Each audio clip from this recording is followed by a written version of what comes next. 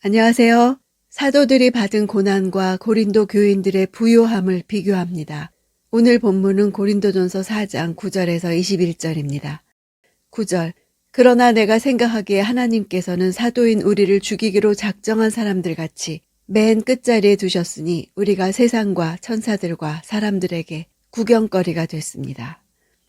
죽이기로 작정한 자, 사람들에게 구경거리, 이런 표현을 통해 사도들은 당시 포로의 행진의 끝이나 원형 경기장의 피날레로 맹수들에게 찢겨 죽어간 죄수들과 같이 조롱을 받으며 극한 고난 가운데 있었음을 암시합니다. 사도들은 죽음에 방치된 것 같이 온 세상의 조롱거리가 되었는데도 고린도 교인들은 이미 배가 불렀고 이미 부유해졌고 왕노릇하고 있었습니다. 사도들의 모습은 하나님에 의해 결정된 것입니다. 교인들이 스스로 왕노릇하는 것과 달리 사역자들은 하나님으로 말미암아 고난을 감당했습니다. 10절. 우리는 그리스도로 인해 어리석지만 여러분은 그리스도 안에서 지혜롭고 우리는 약하지만 여러분은 강합니다. 여러분은 높고 귀하나 우리는 낮고 천합니다. 바울은 우리는, 너희는 이라는 형식으로 세 차례나 복음 전파의 일선에 있는 사도들과 스스로 교만한 가운데 있는 고린도 교인들의 대조적인 모습을 풍자적으로 보여줍니다. 그들에게는 그리스도로 인해 얻는 자유가 분열까지 정당화하는 문제를 일으킨 것입니다. 13절. 누가 우리를 비웃고 헐뜯으면 선한 말로 대답합니다. 지금까지 우리는 세상의 쓰레기처럼 만물의 찌꺼기처럼 됐습니다.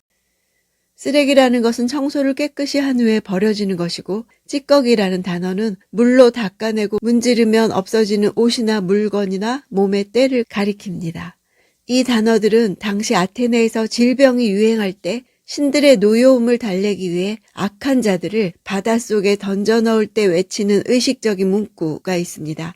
즉 우리를 위한 찢기가 되었도다 라는 구호를 연상시킵니다. 사도들이 세상 사람들을 위한 속죄양처럼 고난당했다는 것을 드러냅니다. 세상의 쓰레기와 만물의 찌꺼기라는 표현은 고린도 교인의 배부름과 부요함과 왕노릇과 극명하게 대조를 이룹니다. 14절. 내가 이렇게 쓰는 것은 여러분을 부끄럽게 하려는 것이 아니라 내 사랑하는 자녀들에게 훈계하려는 것입니다. 예리한 책망으로 인해 고린도 교인들의 마음에 있을 수치심 등 부정적 반응에 대해 바울은 교훈의 의도를 분명하게 밝히고 있습니다. 훈계란 죄악을 간과하는 무책임한 아버지가 아니라 사랑 안에서 적극적으로 바로잡는 아버지가 하는 일임을 말합니다. 15절. 그리스도 안에서 여러분에게 1만 명의 선생이 있더라도 정작 아버지는 많지 않습니다. 나는 그리스도 예수 안에서 복음으로 여러분을 낳았습니다. 선생이란 단어는 후견인, 가정교사 이런 뜻입니다. 헬라인들과 로마인들 사이에서 이 명칭은 귀족 계급에 속하는 소년들의 생활과 품행을 지도하는 임무를 맡은 신실한 종들을 의미합니다. 1만 명이란 숫자는 과장과 풍자적 의미로서 바울이 긍정적 의미로 사용한 것이 아님을 알 수 있습니다. 바울이 고린도 교회를 세움으로 그들을 낳았다고 표현한 것은 사내들인의 문서에도 만일 어떤 이가 이웃의 아들에게 토라를 가르치면 그가 이웃의 아들을 낳은 것과 같다고 기록되어 있습니다. 낳았다는 것은 생명적인 관계입니다.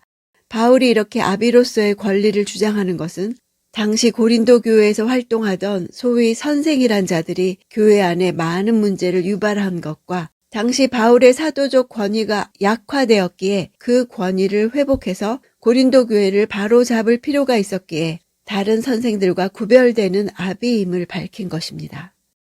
16절. 그러므로 내가 여러분에게 권합니다. 여러분은 나를 따라 행하십시오.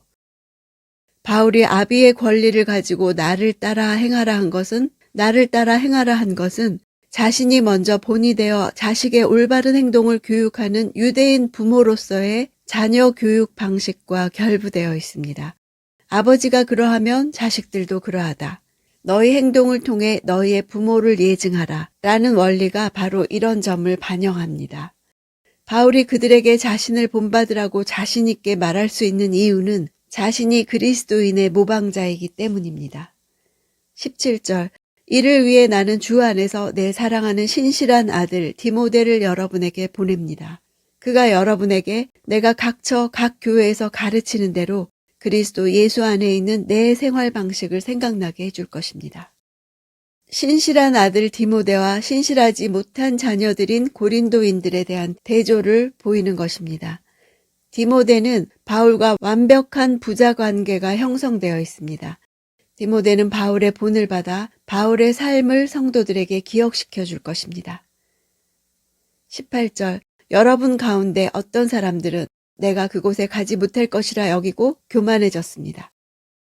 교만해졌다는 것은 마치 풍선에 바람 든 것처럼 한껏 마음이 부푼 것을 묘사하는 단어입니다.